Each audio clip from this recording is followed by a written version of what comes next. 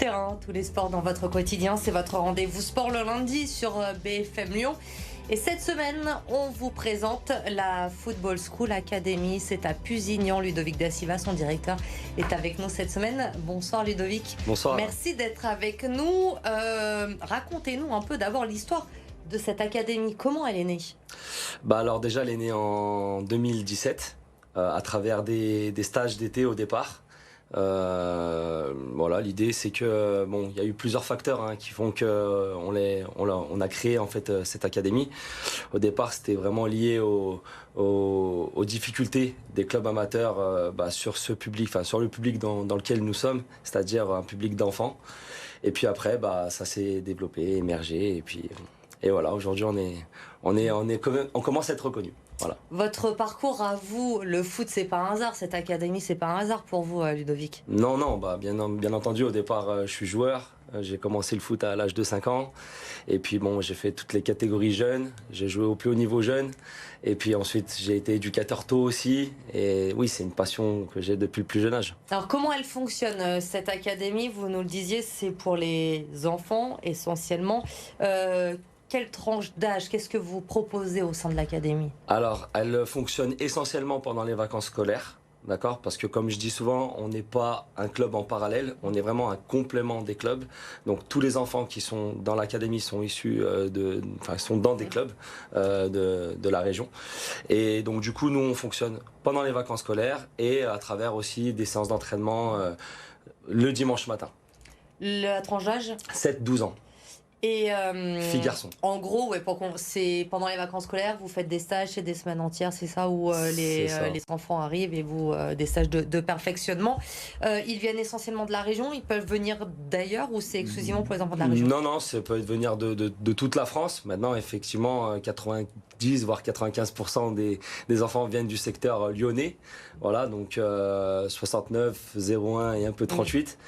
Mais après, ça peut venir aussi d'autres régions et puis on peut les héberger, il n'y a pas de problème. Vous pouvez accueillir combien d'enfants par session? Alors là, sur la saison qui vient de s'écouler, on pouvait aller jusqu'à 120, sauf que l'année prochaine, on va baisser les effectifs, on va accueillir jusqu'à 102 maximum.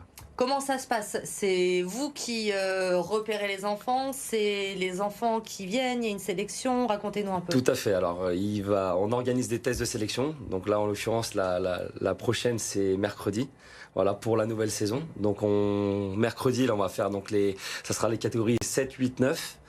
Et mercredi prochain, ce sera les catégories 10, 11, 12. Donc il va y avoir une première sélection. Ensuite, il y aura une deuxième sélection. Les enfants qu'on va vouloir revoir, on va les revoir donc fin août avec les enfants qu'on souhaite conserver. Et puis après, on rajoute, en fait, on complète les effectifs à travers nos passages dans les tournois.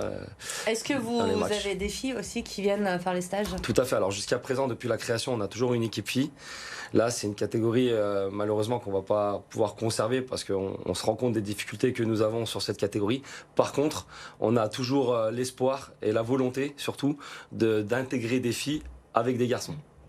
Il y a les stages pendant les vacances scolaires. La particularité aussi de votre académie, c'est que vous avez des partenaires un peu partout et que c'est en fin de saison, c'est ça qu'il y a des stages aussi à l'étranger où les enfants peuvent aller dans des clubs pro et prestigieux aussi, c'est ça? Alors, c'est des partenaires sportifs, effectivement, des clubs avec qui on collabore. Et ces voyages se déroulent durant l'année. Durant l'année, alors principalement entre janvier et mars. Voilà, parce que c'est la période, on va dire, où il y a moins d'activités pour les enfants dans leur club. Et donc, où alors? On va au Portugal, on va en Espagne, on va en Italie et on va dans le sud de la France, essentiellement.